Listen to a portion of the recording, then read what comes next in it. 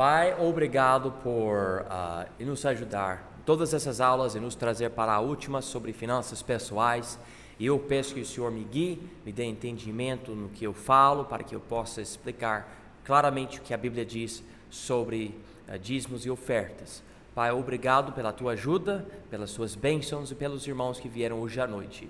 E abençoe toda parte, em nome de Jesus. Amém? Ok, chegamos ao fim. Estamos na última parte, na página 5 da apostila, número 2, que diz desejo sobrenatural. E já lidamos com nossas vidas financeiras e vários aspectos. Na semana passada começamos com os dízimos e as ofertas, especificamente, na verdade, os dízimos, aquela obrigação razoável. Deus me deu, eu vou devolver para Ele, através da obra dele, que é a igreja, pelo menos 10%, dizendo, eu quero honrar a Deus que me deu o que eu tenho. Então, notamos isso no primeiro ponto, página 4, continuando na página 2. Na segunda parte aqui, o desejo sobrenatural, essa parte não são os dízimos, ainda que falemos um pouco sobre dízimos aqui, mas são ofertas. Aqui no livro de Malaquias, podemos ver essa divisão em Malaquias 3, versículo 8.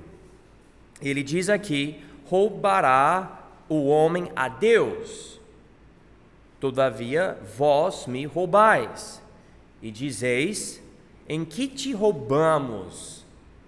Nos dízimos e nas ofertas, ok? Então, dízimos, ofertas, essas duas coisas. A primeira coisa, já estudamos que os dízimos são a obrigação razoável, eu devo fazer isso, eu devo, é minha responsabilidade. Ofertas, nós colocamos aqui na segunda parte como algo voluntário. Eu sei que o contexto de Malaquias 3:8 dá a ideia que o povo de Israel estava roubando a Deus, não somente nos dízimos, mas também nas ofertas. Eu estou querendo somente pegar essas duas palavras, dízimos e ofertas, e colocar nessa divisão.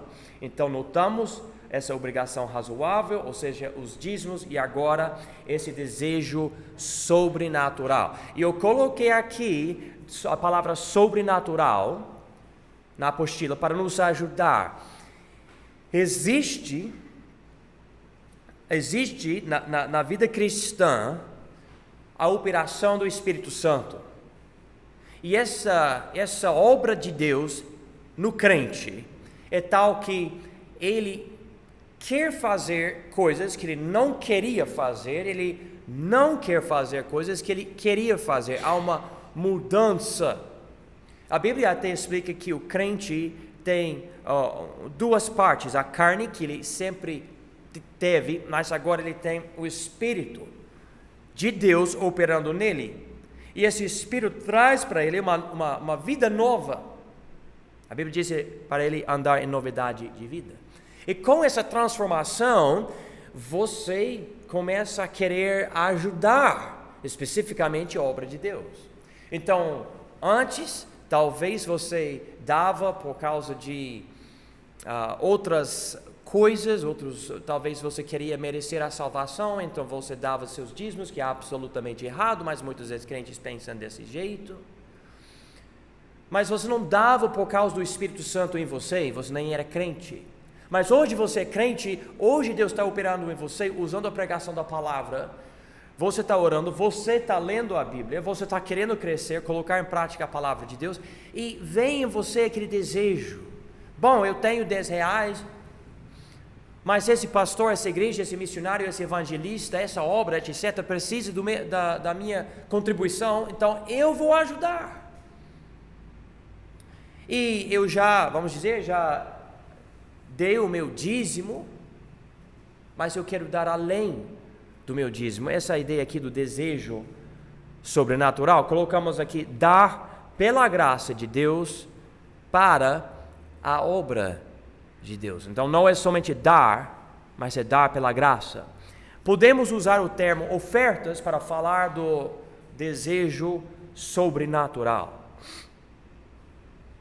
Ofertas podem ser dadas para ministérios especiais da igreja, ministros que visitem a igreja, missões e missionários, igrejas necessitadas ou para eventos ou o progresso da igreja local. Ofertas são além do dízimo e dependem completamente do relacionamento que o crente tem com Deus. Então, essa é a ideia. Eu, por exemplo, dou meu dízimo. Meu dízimo é, quanto a mim, pelo menos 10%. É para a obra da minha igreja local. Eu quero apoiar essa igreja. Então, eu vou dar para a igreja, entendendo que a igreja vai precisar pagar a conta de luz, água, aluguel ou qualquer coisa, o pastor, materiais, literatura, etc. Várias coisas, aspectos desse ministério para o ministério se manter.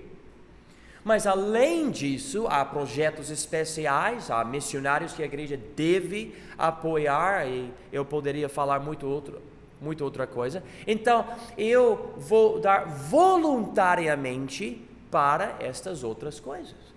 Eu quero dar além do dízimo, não porque é uma obrigação, eu preciso dar, ainda que é mim, eu sinto uma obrigação.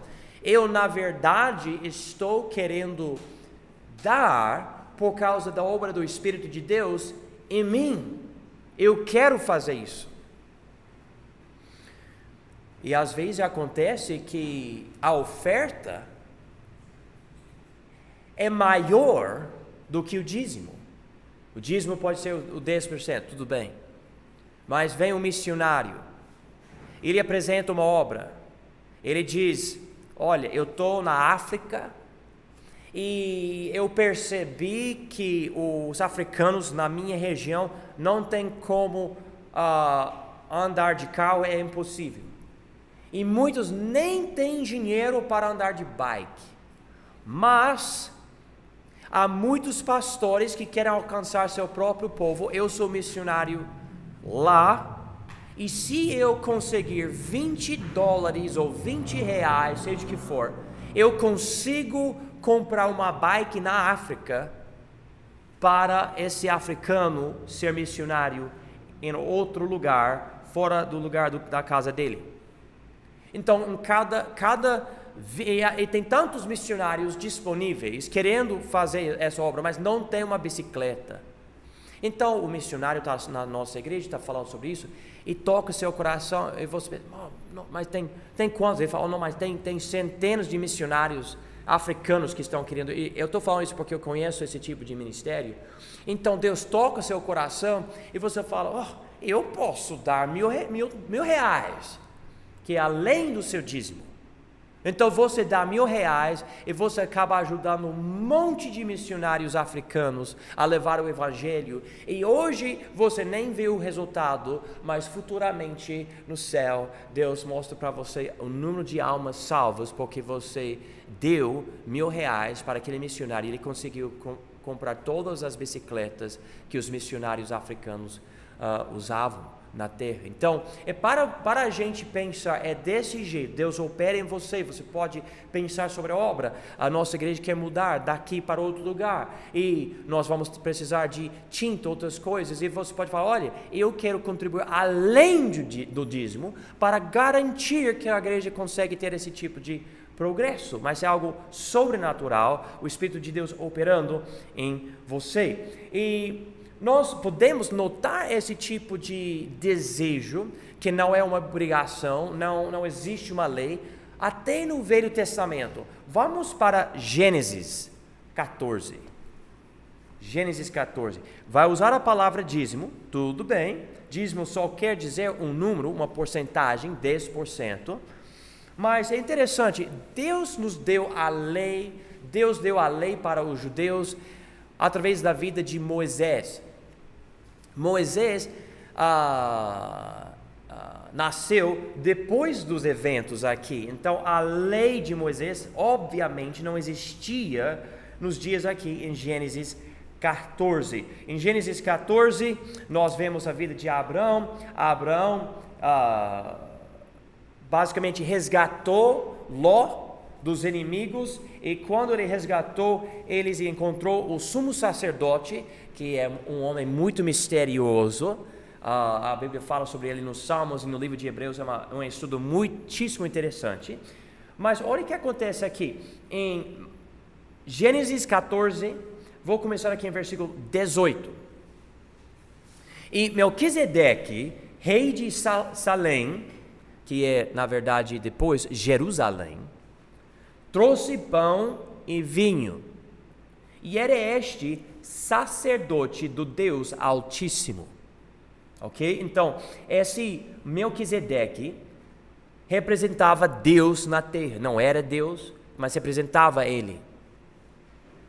E abençoou e disse: bendito seja Abrão pelo Deus Altíssimo, o possuidor dos céus e da terra. E bendito seja o Deus Altíssimo, que entregou os seus inimigos nas tuas mãos. E Abrão deu-lhe o dízimo de tudo. Não é interessante isso? Então, a Bíblia não fala nada sobre Melquisedeque até agora. Nada. Ele aparece aqui, ele some aqui, você não vai ver mais ele. E a Bíblia usa ele em Hebreus para falar de Jesus. Mas aqui, Abraão, que é o homem de Deus nessa época, o homem que Deus escolheu para formar a nação de Israel, Abraão deu para Melquisedeque o dízimo. Voluntariamente deu. A Bíblia não fala sobre lei, não tinha lei religiosa nessa época. Você pode ler Gênesis 1 a Gênesis 14, você não vai ver isso. Não tinha lei, mas ele quis dar. Vamos para capítulo 28 de Gênesis. Gênesis 28. E agora Jacó. E Jacó tem um certo desejo. E eu vou ler para vocês versículos 18 a 22, em Gênesis 28. Então levantou-se Jacó pela manhã de madrugada, e tomou a pedra que tinha posto por seu travesseiro, e a pôs por coluna, e derramou azeite em cima dela. E chamou o nome daquele lugar Betel, e Betel quer dizer casa de Deus. O nome, porém, daquela cidade antes era Luz. E Jacó fez um voto, dizendo: se Deus for comigo e me guardar nesta viagem que faço, e me der pão para comer e vestes para vestir, e eu em paz tornar a casa de meu pai, o Senhor me será por Deus. E esta pedra que tenho posto por coluna será a casa de Deus, e de tudo quanto me deres, certamente te darei o quê? O dízimo. Ele está dizendo: se Deus tomar conta de mim, então eu vou fazer essas coisas e eu vou dar o dízimo para ele, eu vou dar 10% do que eu ganho para ele. Então aqui, em dois casos, antes da lei, já existia um tipo de dízimo, mas era um dízimo voluntário. Algo estava acontecendo dentro deles para eles quererem fazer isso. Vamos para Êxodo 35, outro exemplo no Velho Testamento.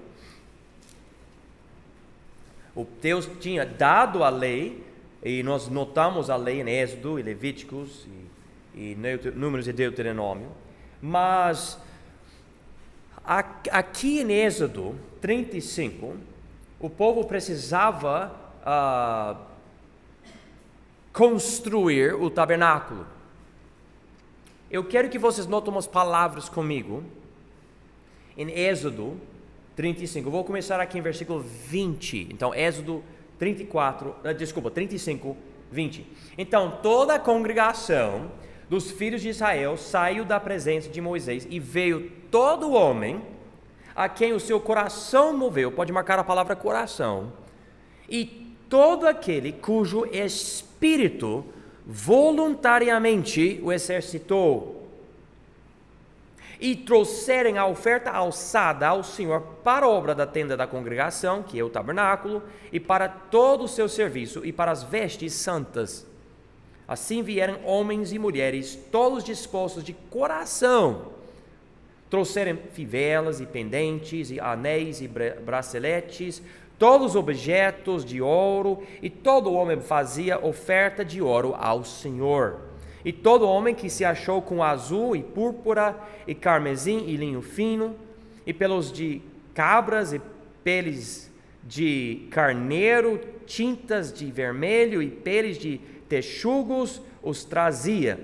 Todo aquele que fazia oferta alçada de prata ou de metal, a trazia por oferta alçada ao Senhor. E todo aquele que possuía madeira de acácia, a trazia para toda a obra do serviço. E todas as mulheres sábias de coração fiavam com as suas mãos e traziam que tinham fiado o azul e a púrpura, o carmesim, o linho fino, e todas as mulheres cujo coração as moveu em habilidade fiavam os pelos das cabras, e os príncipes traziam pedras de ônix e pedras de engastes para o éfode e para o peitoral, e especiarias e azeite para a luminária, e para o azeite da unção, e para o incenso aromático. Todo homem e mulher cujo coração voluntariamente se moveu a trazer alguma coisa para toda a obra que o Senhor ordenara se fizesse pela mão de mão de Moisés, assim os filhos de Israel trouxeram por oferta voluntária ao Senhor. Então, algo aqui é muito notável, não disse a obrigação, mas voluntário. Eles queriam fazer isso. Eles queriam dar.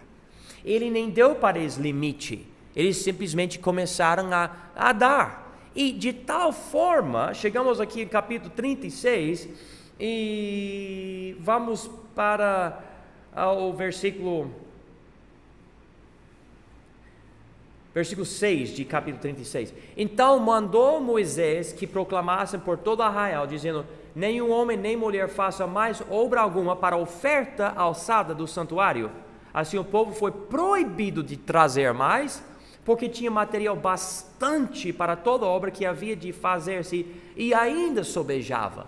Então nós estamos falando sobre uma transformação, pelo menos nesse momento, dentro do povo, que o povo começou a dar tanto para a obra de Deus, que Moisés falou: basta, a gente não tem como guardar tudo isso, por favor, né? Então eles pararam. Eu imagino um tempo de alegria, e toda a igreja, eu me lembro de uma vez nos Estados Unidos, a nossa faculdade tinha uma igreja, e eu não sei o que aconteceu, eu nem me lembro da oferta, mas nós estávamos querendo dar para uma oferta especial, acho que um missionário, e foi incrível. Aquela vez, eu nem me lembro de quantos milhares e milhares de dólares a igreja deu naquela oferta. E eu notei quando eles estavam passando o prato de cada pessoa, eu vi as cédulas, sabe, o dinheiro, os montes, e eu estava pensando, mas nunca vi isso. E quando eu vi, depois o pastor falou para a igreja, falou: olha, eu nunca vi isso como aconteceu, mas a igreja deu uma oferta grande para esse missionário. Eu lembro disso, e Deus tem como afetar os nossos corações, e existe então a possibilidade de nós darmos mais do que somente o dízimo, mas uma oferta especial, algo voluntário, algo de mim. Eu quero dar isso, eu quero dar, eu não sou obrigado, não há lei, você nem me empurrou, ninguém está, cutucando ou tentando, colocar-me um tipo de culpa no meu coração. Não, eu quero fazer isso, eu quero ser uma bênção. E há pessoas que, como missionário, que falam para mim às vezes: olha, se precisar de algo, é só falar. Uma vez, um amigo meu, ele falou: olha, se precisar de algo para o seu ministério, entre em contato comigo, eu quero te ajudar com imagens, gráficas, vídeos, etc. E eu falei: tudo bem, obrigado, não preciso agora. E eu não sei quando, mas um tempo depois, eu entrei em contato e falei: olha, eu estou querendo criar um logotipo para a nossa igreja. e eu entendi que ele ia fazer, mas ele falou, olha, eu conheço um serviço na internet e eu compro o pacote e você pode entrar e pedir um homem que sabe desenhar esse tipo de coisa. E agora o logotipo da nossa igreja é através do dinheiro que esse irmão me deu para eu arrumar alguém que conseguiu fazer isso.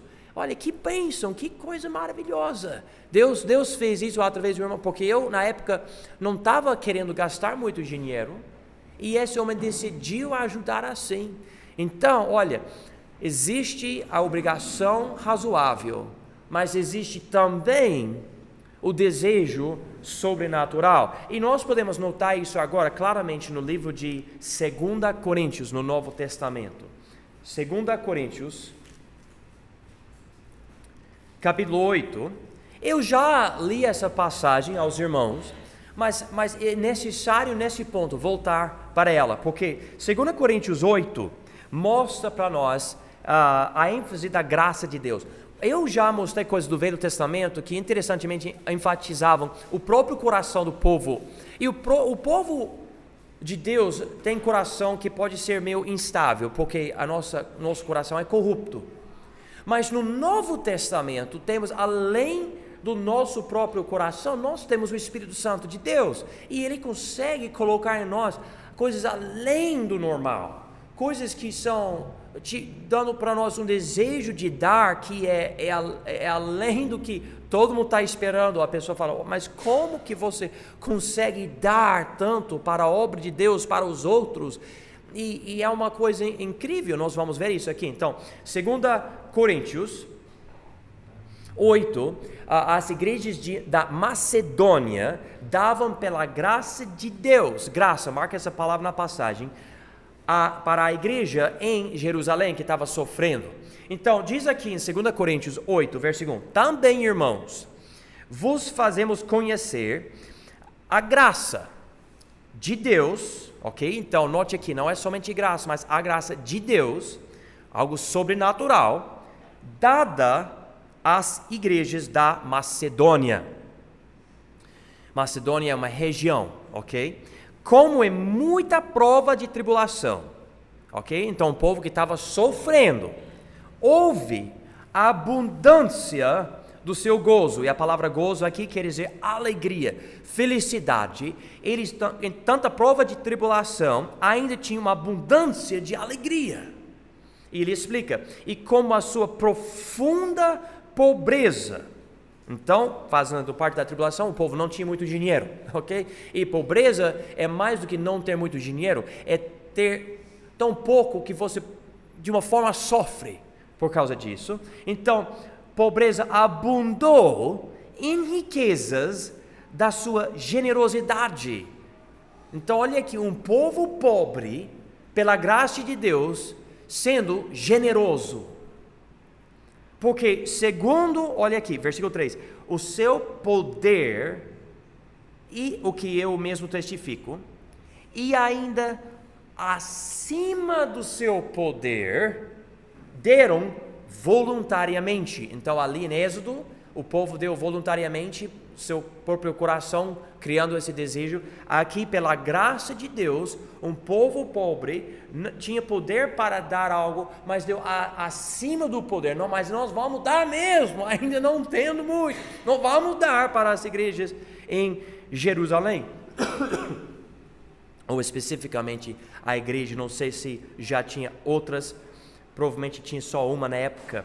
Mas, versículo 4, pedindo-nos com muitos rogos que aceitássemos a graça e a comunicação deste serviço que se fazia para com os santos.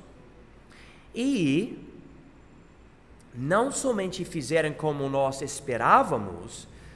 Esse é um ponto-chave aqui, tem que marcar, escreve algo perto de versículo 5. Mas assim mesmo se deram primeiramente ao Senhor e depois a nós pela vontade de Deus. Então, um povo que se entrega para Deus vai ter muito mais capacidade para dar dinheiro à obra de Deus. Se Deus já tem minha vida, se Ele já tem 100% tudo que eu sou, tudo que eu tenho, vai ser muitíssimo mais fácil eu me separar de um bem material ou do meu dinheiro, e vai ser até algo sobrenatural que certas pessoas vão falar: mas como você consegue abandonar? Como eu conheço pessoas que tinham muito dinheiro por causa do seu trabalho e decidiram vender o que tinham para serem missionários em outro continente, e algumas pessoas falam: mas por quê? E como você consegue fazer isso? E a pessoa fala: Jesus, é a graça de Deus na minha vida. Eu não tenho mais aquele desejo tão forte para ter aquelas coisas.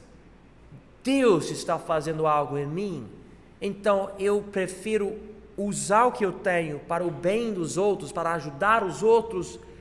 Algo é sobrenatural, nem todo mundo vai entender, e até muitas pessoas vão falar mal da gente. Você é ridículo, você é estúpido, isso é absurdo, você vai perder sua vida dando tudo que você tem para a igreja, ou seja o que for. Mas quando é de Deus, você tranquilamente dá, você tem felicidade, você tem paz no seu coração, você descansa em Deus e você tem fé que Ele vai tomar conta de você. Versículo 6: da maneira que exortamos a Tito, que assim como antes tinha começado, assim também acabasse esta graça entre vós.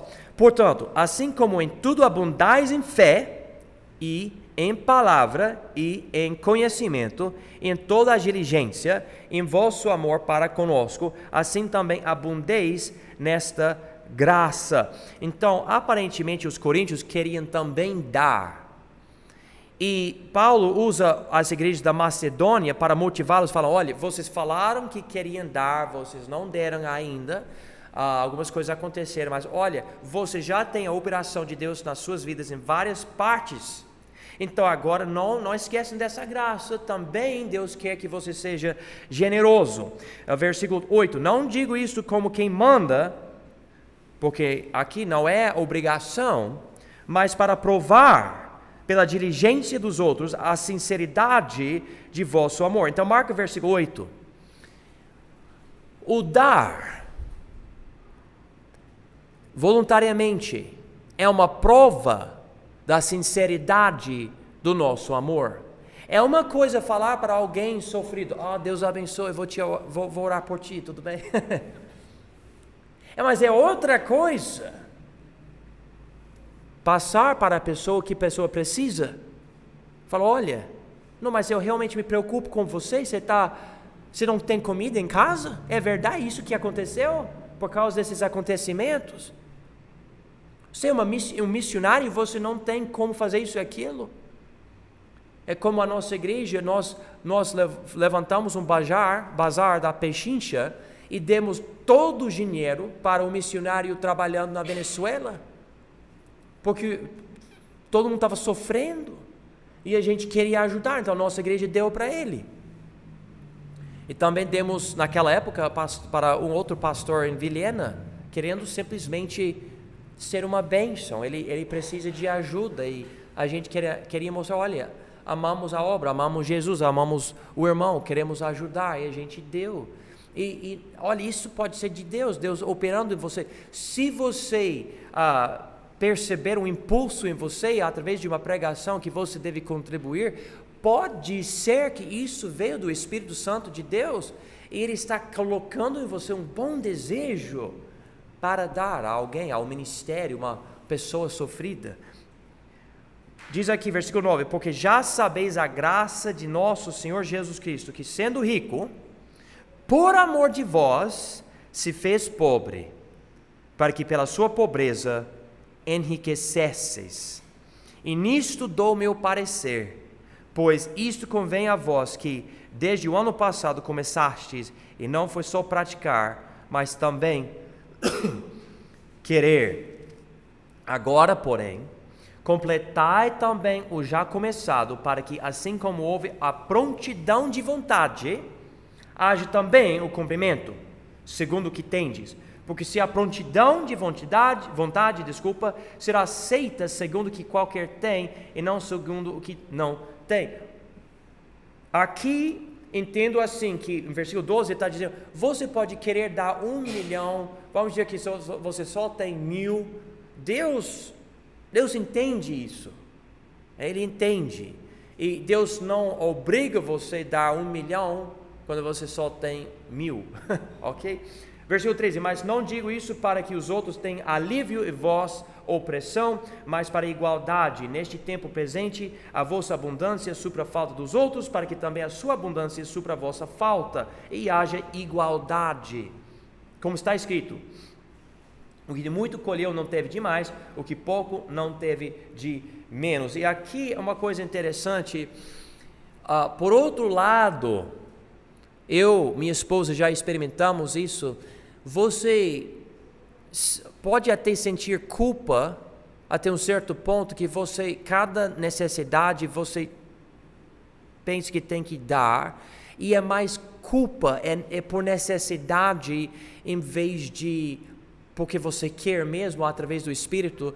E às vezes você tem que pensar, por exemplo, eu tenho 5 filhos, eu preciso pensar também nos meus filhos. Eu preciso tomar conta dos meus filhos. Por causa disso, ele diz em capítulo 9, versículo 7, cada um contribua segundo o propósito no seu coração, não com tristeza ou por necessidade, porque Deus ama ao que dá com alegria. Então nós estamos querendo notar aqui que a Bíblia enfatiza não somente a obrigação razoável, eu devo dar para o homem de Deus que está me dando comida espiritual. Eu entendo isso, tudo bem, mas além disso, Deus pode dar uma capacidade para você querer dar ofertas além. Ele precisa, eu vou dar, né? Esse pastor está visitando a minha igreja, eu vou dar 20 reais, eu vou dar 100 reais para ele. E pode ser mais, eu vou dar 500 reais para ele, porque eu quero, ninguém está me obrigando, né? Eu já estou dando o meu dízimo para a igreja, mas eu quero dar algo parecido obra especial, né? Vamos dizer que um dia nossa igreja marca um sábado e nós vamos fazer um monte de vatapá, sopa, sei lá, e nós vamos colocar propaganda na cidade, e qualquer pessoa que está com fome pode vir para a igreja e comer. E você fala, olha, eu gosto de fazer isso. E cada pessoa que vem, a igreja dá um folheto para a pessoa, fala, olha, Jesus te ama, faça uma visita na nossa igreja, por favor, e esse folheto vai explicar para você como chegar no céu um dia. E a igreja faz uma obra dessa, e você pensa, olha, eu quero ajudar, eu vou comprar sopa, eu vou comprar vatapá, eu vou comprar água ou refri, seja o que for, e você quer participar. É isso que estamos querendo ver aqui na Bíblia. Olha agora para 2 Coríntios, não, eu já enfatizei isso, desculpa. Vamos para 1 Coríntios 16. Agora, o modo de dar segundo o Novo Testamento, ok? Eu vou falar para vocês já sabem, por causa das várias denominações e até seitas que falam coisas sobre dízimos e ofertas. Há muitos debates, mas eu sou o tipo de pessoa, eu quero procurar na Bíblia o que a Bíblia diz sobre as coisas, eu quero comparar com outras passagens, toda a Bíblia, e eu quero chegar a uma conclusão. O que seria a coisa mais bíblica para fazer? E aqui o modo de dar, como que a igreja deve dar o modo de dar? Olha aqui, 1 Coríntios 16, falando sobre essa coleta para os crentes de Jerusalém, que enfatizamos em 2 Coríntios, capítulos 8 e 9.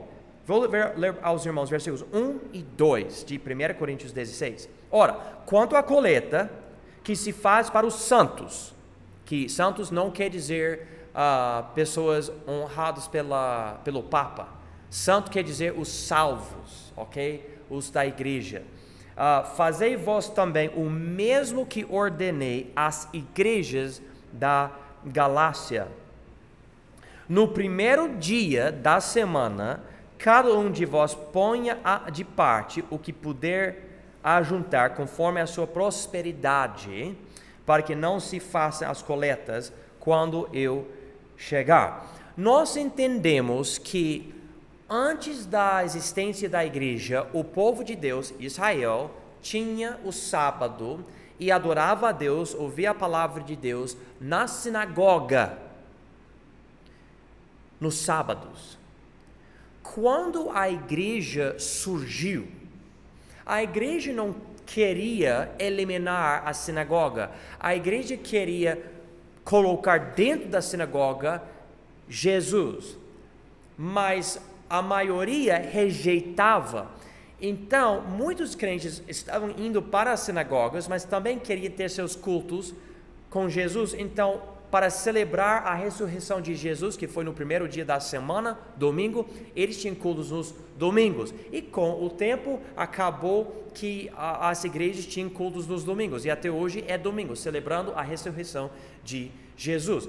Ele diz aqui, ainda no Novo Testamento, no primeiro século, no primeiro dia, que é domingo, naquele dia que vocês estão com sua reunião, no primeiro dia da semana, cada um de vós ponha de parte o que puder ajuntar. Então, cada semana, vocês vão dar. Então, o primeiro dia da semana, vocês vão ajuntar essas coisas para essa coleta. Então, no primeiro dia da semana, domingo. E ele diz aqui, ponha de parte o que puder ajuntar. Ou seja, separa uma porção do seu dinheiro de antemão. Ele ia chegar, ele queria pegar essas coisas e levar para os irmãos que estavam sofrendo. Então, a pessoa deve vir preparado. Nós devemos, por exemplo, ir para a igreja preparado para dar. Eu conheço a igreja, eu sei que pessoas reclamam hoje em dia, mas é 2018, irmãos, ok? Presta atenção. A igreja agora está usando cartão de crédito e tendo máquina. E pessoas, mas que isso não é de Deus, é do diabo. Blá, blá, blá. Tudo bem, mas se você nunca tiver dinheiro na sua carteira, na sua bolsa, como que você vai dar para a igreja? Você vai sempre ter a desculpa, não tenho dinheiro, não vai dar. Mas, se você tiver cartão que vai para a sua conta, cartão de débito, etc., você pode pagar dessa forma. Eu digo pagar, não devo dizer pagar, mas devolver seu dízimo ou dar ofertas para a obra de Deus. Não há nada errado em usar tecnologia até com dízimos e ofertas. Nossa igreja não faz isso, mas a Bíblia não é contra a tecnologia. Ou devemos jogar fora esse microfone, essas luzes, essa aqui, o ar-condicionado, a filmadora e basicamente tudo que usamos hoje em dia em 2018. Então, a ideia é chegar preparado. E a terceira coisa aqui, ele diz, conforme a sua prosperidade. Ou seja, seja proporcional ao que tem, segundo a sua prosperidade. Se você tem 10 reais, então ninguém deve exigir você 20 reais.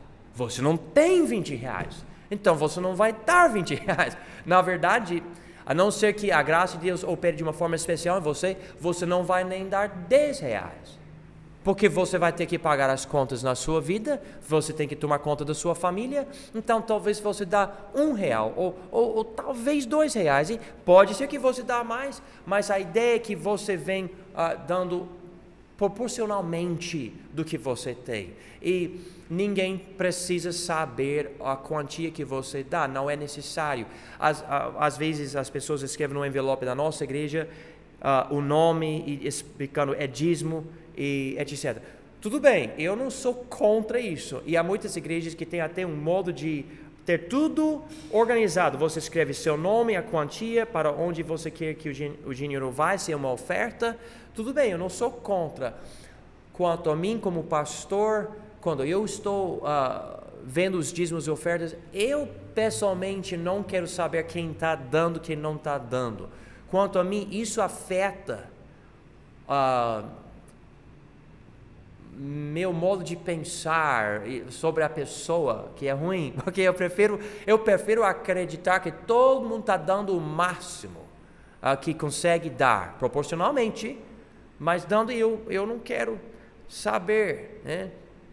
Mas se a pessoa pensar, não, mas eu preciso me fiscalizar, eu vou escrever para que o pastor saiba que eu estou dando, tudo bem, olha, como eu falei, não sou contra, mas a ideia, então, você dá proporcionalmente do que você tem. Então, finzinho da lição hoje, há 2 grandes inimigos que atrapalham os nossos dízimos e as nossas ofertas. E as 2 coisas são a avareza e a ansiedade. Vamos para Lucas 12, por favor, Lucas 12. Eu noto isso e existe a avareza, irmãos, existe uma tentação. Eu preciso, eu quero mais dinheiro. Eu não vou dar para a igreja esse mês. Eu não vou. Eu preciso disso. Quando a pessoa fala eu preciso, mas é a avareza. A pessoa não precisa, a pessoa quer o dinheiro.